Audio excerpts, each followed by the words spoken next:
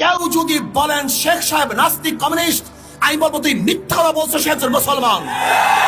বঙ্গবন্ধু শেখ মুজিবুর রহমান একজন মুসলমান, ইসলামের জন্য কাজ করেছেন। নাস্তিক পন্থীরা মনে করে শেখ সাহেব একজন সেকুলার নাস্তিক কমিউনিস্ট, তিনি ইসলামের বিপক্ষে কাজ করেছেন। এখন তাদের দাবি সত্য, তাদের দাবি মিথ্যে, এটা প্রমাণ করতে হবে।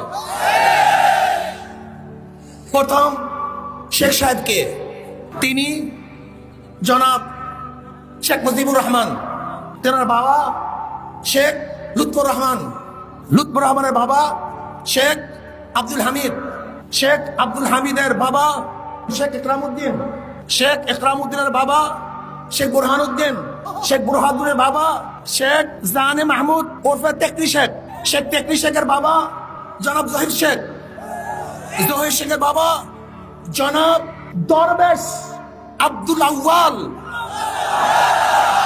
যিনি 1463 ইসরাই সালে এই বাংলাদেশে এসেছিলেন ইরাক থেকে ধর্ম প্রচার করার জন্য।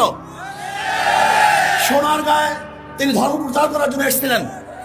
তেনার পূর্বপুরুষ সোনারগাঁয় শেখ আব্দুল আউয়াল, যিনি ইরাক থেকে এসেছিলেন, তিনি বাইজিদ মুস্তাফি রহমতুল্লাহ আলাইহি একজন শাগরেদ ছিলেন।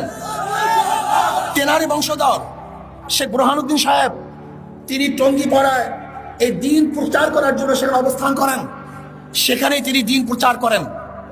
আমরা কি দেখেছি, শেখ সাহেবের উত্তরসূরিরা একজন ধর্ম প্রচারক ছিলেন, ইরাক থেকে এসেছেন ধর্ম প্রচার করার জন্য।